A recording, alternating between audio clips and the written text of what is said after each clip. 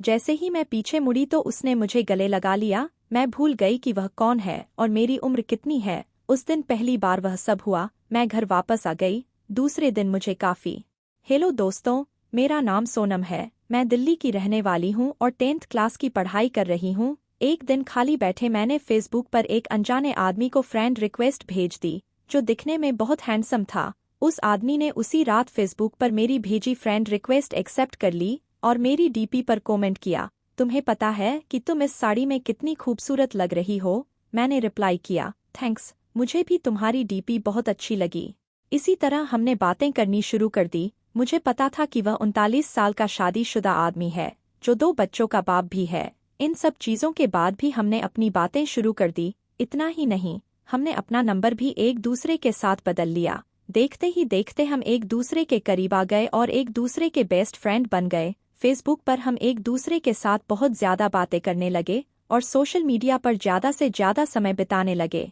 दूसरी ओर उस आदमी को लगने लगा कि हमारे करीब आने से और इतनी बातें करने से वह अपनी बीवी से दूर जा रहा है। वह अपने बच्चों के साथ दूसरे शहर में रहती थी। वह मुझसे बोलता था कि अभी पता नहीं, मैं सारा दिन तुम्हारे बारे में ही सोचता रहता हूँ। मुझे अफसोस है इस बात पर। मैं नेचर से काफ़ी शर्मीली थी। मेरे काफ़ी अच्छे दोस्त भी थे, लेकिन प्रवीण जैसा दोस्त होना काफ़ी स्पेशल था मेरे लिए।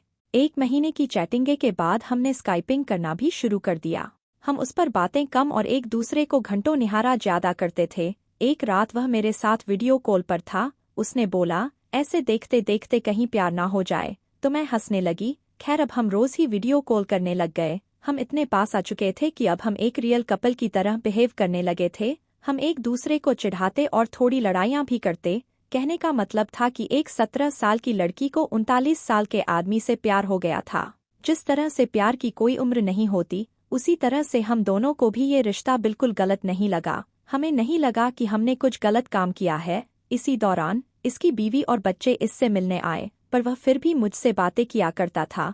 यहाँ तक कि वह अपनी बीवी के सामने भी मेरी कॉल उठा लेता था। उसी दौरान उसकी बीवी उस पर शक करने लगी, क्योंकि अब वह पहले जैसा बिल्कुल भी नहीं रहा। एक रात की बात थी, जब ये दोनों बेड पर थे, तभी उनके फ़ोन पर मैंने मैसेज और अपनी फ़ोटो भेजी। उनकी वाइफ ने उसका फ़ोन जैसे ही खोला, मेरी फ़ोटो उन्हें दिखी। उसकी वाइफ ने कोई रिएक्शन नहीं दिया, बस प्रवीण को ज़ोर का थप्पड़ मारा और रोने लगी। 3 दिनों के बाद वह घर छोड़कर चली गई। मुझे उसकी वाइफ के लिए काफ़ी बुरा लगा, इसलिए मैंने उससे कई दिनों तक बातचीत बंद कर दी।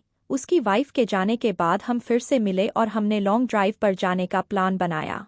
उसी शाम उसने मुझे प्रपोज किया। उसने कहा, सोनम, मुझे सिर्फ तुम ही चाहिए और कुछ नहीं। अपनी जवानी में मैं काफ़ी सारी लड़कियों से मिला, पर तुम ही एक ऐसी लड़की हो जिसने मेरा दिल चुराया है। वहाँ कुछ देर के लिए शांति छा गई। फिर उसने मुझे आई लव यू बोला। उसकी आंखों में आंसू थे। हम एक दूसरे को गले लगाकर रोने लगे और काफ़ी सारी प्यार की बातें करने के बाद वापस घर आ गए।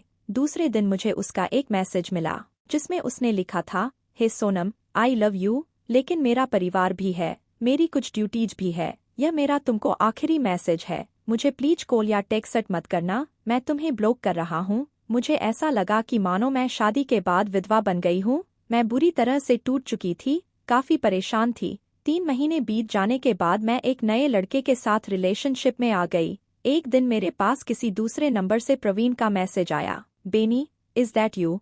प्लीज़ मेरी लाइफ में दोबारा वापस आ जाओ, मैं तुम्हारे बिना नहीं रह सकता। मैं समझ गई कि यह उसी का नंबर है और फूट फूट कर रोने लगी। 1 घंटे की चैटिंग के बाद मेरा दिल फिर से पिघलने लगा। मेरे बॉयफ्रेंड को इन सब चीज़ों के बारे में कुछ नहीं पता था। मैंने उससे सब कुछ छुपा कर रखा था। मैंने उस पूरी रात केवल प्रवीण से बातें की। एक दिन मुहाफिज ने मुझे अपने घर पर लंच के लिए बुलाया। मैंने हाँ कर दी और चली गई।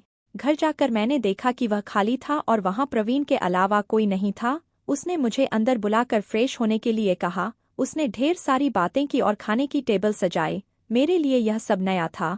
मैं केवल इधर उधर देख रही थी। तभी अचानक मैं जैसे ही पीछे मुड़ी तो उसने मुझे गले लगा लिया। मैं भूल गई कि वह कौन है और मेरी उम्र कितनी है। उस दिन पहली बार वह सब हुआ। मैं घर वापस आ गई।